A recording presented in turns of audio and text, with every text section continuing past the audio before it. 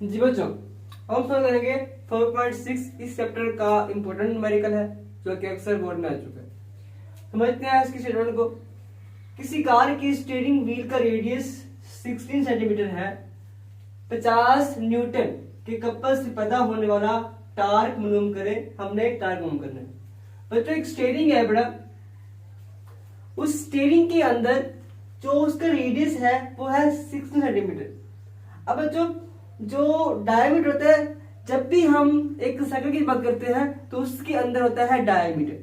ठीक है, डायमीटर जो होता है वो हाफ होता है, रेडियस का हाफ होता है, उसको बोलते हैं डायमीटर। तो आपके पास यहाँ पे जो डायमीटर होगा उस व्हील का वो कितना है 2r। ठीक है, रेडियस का डबल करेंगे। बच्चों, सबसे पहले हम फाइंड कर लेते हैं, इसको डायमीटर को फाइंड कर लेते हैं। इसको हम L का नाम दे देते हैं। 2 इंटू 16 सेंटीमीटर। बच्चों, यह क्या हो जाएगा, ये जो L होगा जाएगा 32 सेंटीमीटर।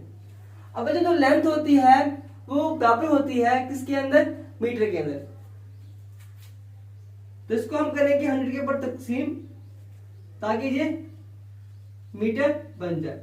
बच्चों, हमने इसको कर दिया है मीटर के अंदर 0.32 मीटर।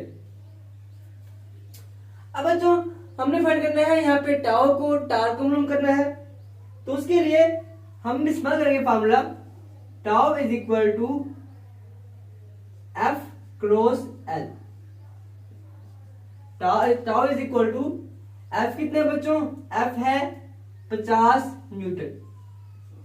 और बच्चों, जो लेंथ है बड़ी वो कितनी है, वो है 0.32 मीटर। जब आप इसको करेंगे मल्टीप्लाई तो आंसर बच्चों आपके पास आएगा 16 न्यूटन मीटर।